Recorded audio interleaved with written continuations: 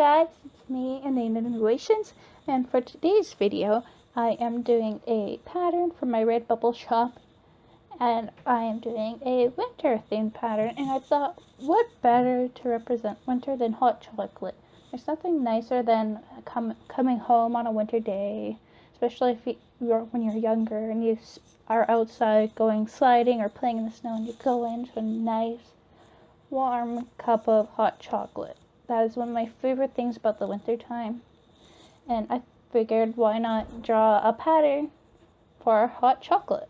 So I have some mugs of hot chocolate throughout the piece, and then some background parts to fill up the space between the mugs, such as some bars of hot chocolate, marshmallows, some spoons, and some cinnamon sticks, because those are things that you can use for topping your hot chocolate and whatnot.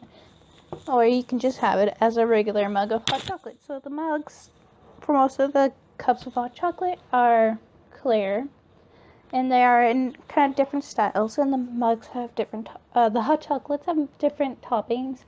Like there's some with hot marshmallow, some with whipped cream, and like some extra topping. That could be some shaved chocolate or cinnamon. And then I have some without any toppings at all.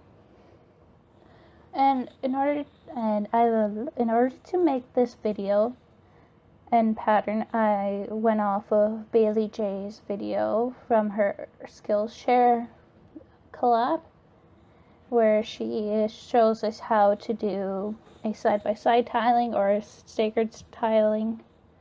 And I decided to do a one where you would tile it side by side to put up in my Redbubble shop, and I don't have to do that, but I feel like it makes it go together more seamlessly than if I just build up a page with a pattern and then just stuck it side by side.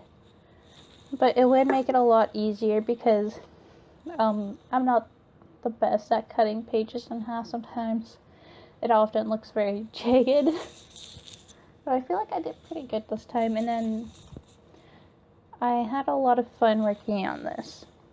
I don't know how accurate my cinnamon sticks are because I know what they look like, so I just went from memory for all of them because I didn't want them to look exactly like real life. I wanted them to look a little cartoony, right? Cute and simple and cute. And so what I do here is I'm drawing it out in my blue Col-erase pencils, and if I were to do this again, I wouldn't do what I did, which was sketch it, cut it, tape it, and then sketch some more, and then ink it. I would draw it, ink it, then cut it, just so that when I go to put everything together, all the lines match up a lot better. Maybe I would even color it first. If I'm coloring it in something like pencil crayons, I'd color it first before I cut it too, just to make it all match up a bit better. But it would work a bit better if I colored it digitally, maybe, or I didn't do much shading, because I didn't really do much shading, but on the marshmallows I tried to give them a little bit of a cream colored shading, but other than that I tried to keep all the colors flat. And I just went very simple for all the designs that I went with, like with the spoons, so they're very simple. I wasn't originally going to put spoons in there, but I didn't want to overload it with chocolate bars and cinnamon sticks and marshmallows, so I decided to add some spoons just to fill up that space. And I will have Bailey J's video on how to do this linked down below, because she explains it a lot better than I would. I would just fumble over all the words, and when I was making this I wasn't sure how I was going to do it, if I was going to do it staggered or side by side. And I was for both of them you have to cut it in half down the middle. And then I folded one half in half so that I could do the staggered one. But then I decided not to. I wanted to do it side by side, because I already have a pattern up that was staggered, and I wanted to do this in a little bit different. and wanted to try it out. And so I'm always flipping them over, making sure I'm taping them in the right places, because if I don't make sure I'm taping them in the right places, I will tape them the wrong way. And I didn't want that to happen.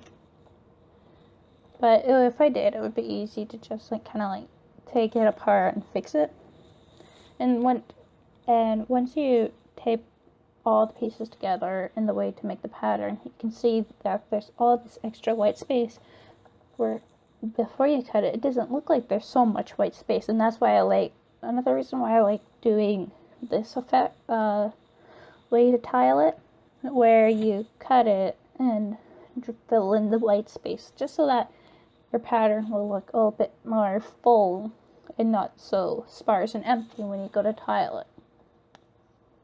Because everything's gonna fit side by side, and you're also filling up the empty space even more than you could.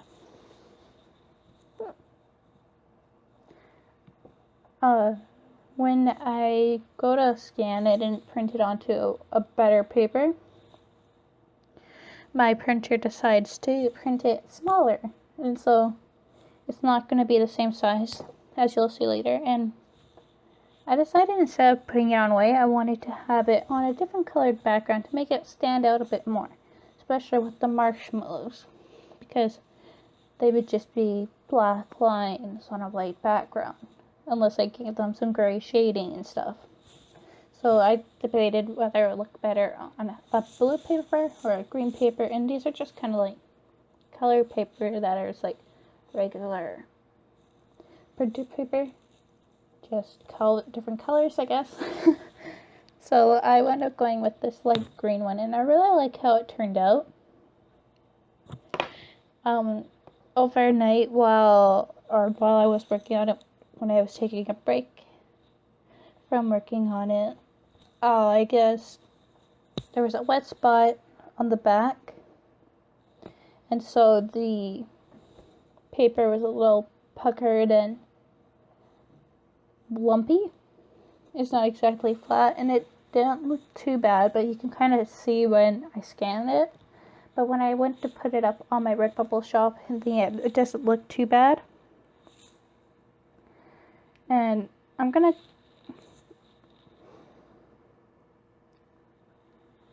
I will have the link to this on my Redbubble link down below, as well as the link to my shop.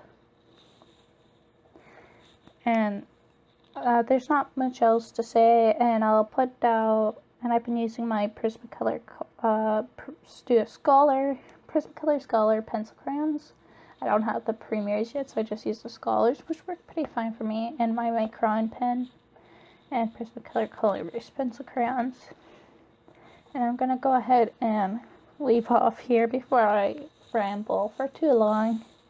So thank you so much for watching, and I'll see you in my next video. Bye!